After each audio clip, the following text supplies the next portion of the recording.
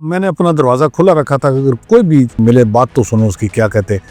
तो उसने कहा कि मैं जहाज से बाज आ गया। वो दोस्ती कितनी जेन्युइन थी उसकी, तो उसको छोड़ देते हैं थोड़ी देर के लिए कि जो आपका किला है उस पर रॉकेट फेंकने। ये है माइंडसेट कि जो असल मसला है वो है रोजगार का। एक भाई उधर मजदूरी कर रहे हैं, एक भाई इधर लड़ रहे हैं कि मार्केट में वेपन के रेट चेक रखा करो, ख्याल करना कुछ तैयारी हो रही है। खुदकुश बम्बार की भी कीमत थी, वो उसको गारंटी करते थे सिर्फ 72 आवर्स की। वो टाइम सेंसिटिव था क्योंकि उस खुदकुश बम्बार के साथ आप बात कर लें वो तोबा कर जाएगा। इसके पीछे बहुत कुछ है, इसके पीछे वेपन की ट्रेड है, इसके पीछे नारकोटिक्स की ट्रेड है। सब ज्यादा लीडरों को पता है कि खुदकुश पैसों से मिलते हैं। इसमें इस्लाम कहीं नहीं है। हमने एक नैरेटिव बनाया हुआ है, हम उसके कहती हैं।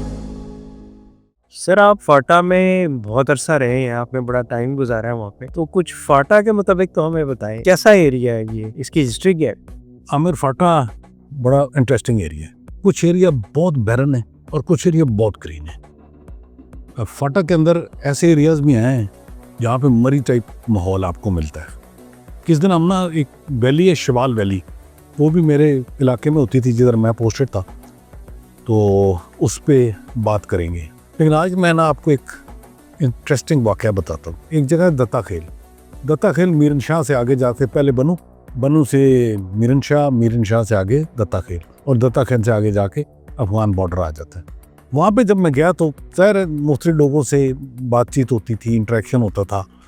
तो मैंने अपना दरवाज़ा खुला रखा था, अगर कोई तालिबान भी आना चाहता तो आए मिले बात तो सुनो उसकी क्या कहते। तो एक दिन एक बंदा आ गया, नाम मैं उसका नहीं दूंगा, उससे मेरी गपशप लगती रहती थी।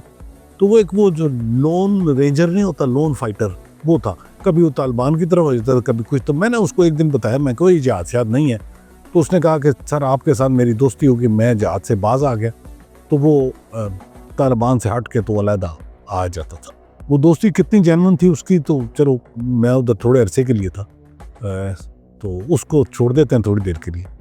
पर एक दिन वो आया, मुझे कहता है कि सर यहाँ पे हमें एक काम मिला है, तो उसमें मुझे 4 पैसे बच जाएंगे। मैंने कहा वो क्या काम है? कहता सर तालिबान ने कहा है कि जो आपका किला है जिसमें मैं रहता था उस पर मोटर के गोले फेंकने हैं, तो वो मुझे रॉकेट फेंकने हैं, वो मुझे 10,000 रुपया फी रॉकेट देंगे, और 10 रॉकेट उन्होंने कहा फेंकने हैं।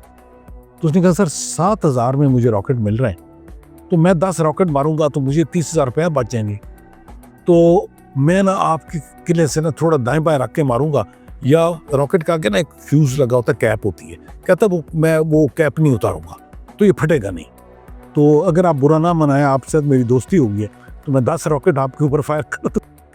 ये है माइंडसेट। 30,000 की खातिर वो 10 रॉकेट मारने को तैयार है। तो वो जो मेरी थ्योरी है कि जो असल मसला है वो है रोजगार का। इनके एक भाई, इनका बेटा कराची में किसी घर में चौकीदार होगा, किसी घर में ड्राइवर होगा, और वहाँ पे ये बिल्कुल ठीक है। एक भाई उधर मजदूरी कर रहे हैं, एक भाई इधर लड़ रहे हैं।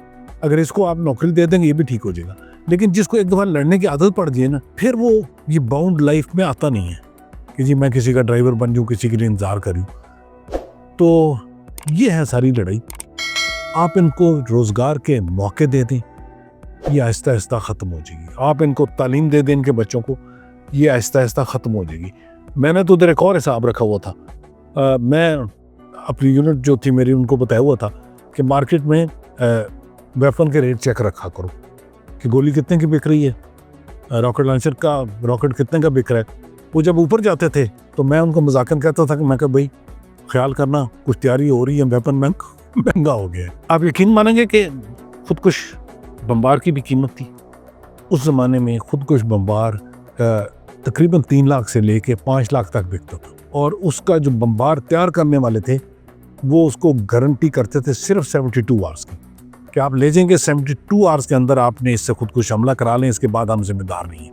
क्योंकि उन्होंने ब्रेन वॉश किया होता था, वो टाइम सेंसिटिव था। वो फिर कहते थे किसी से मिले ना, किसी से ये ना हो, कोई घर वाला ना मिल जाए, कोई दोस्त ना मिल जाए, क्योंकि उस खुदकुश बम्बार के साथ आप आधा घंटा बात कर लें वो तोबा कर जाएगा। लेकिन ऐसा सब्ज़ बाग दिखाया होता था कि वो जाके अपनी जान दे देता था, और ये जो तैयार करने वाला बंदा था इसको 3 लाख रुपए मिल जाते थे। तो तो ये जो जिहाद है, ये जो दहशतगर्दी है, ये जो हमने नैरेटिव बनाया हुआ है, ये बड़ी एक अजीब चीज़ है। इसके पीछे बहुत कुछ है।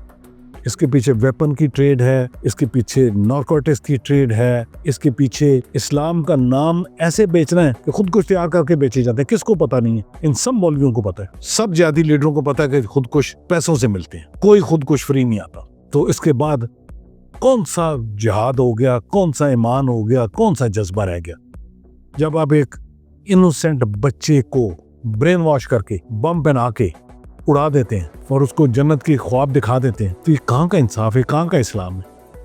तो भाई इसमें इस्लाम कहीं नहीं है। ये एक मतलब की चीज़ है, मतलब की लड़ाई है, इकोनॉमिक्स की लड़ाई है, रिसोर्सेज की लड़ाई है, रोज़गार की लड़ाई है, ये कुछ भी है, इस्लाम नहीं है इसके अंदर। ये हमारी गलतफहमी है, लेकिन हमने एक नैरेटिव बनाया हुआ है, हम उसके कहती हैं।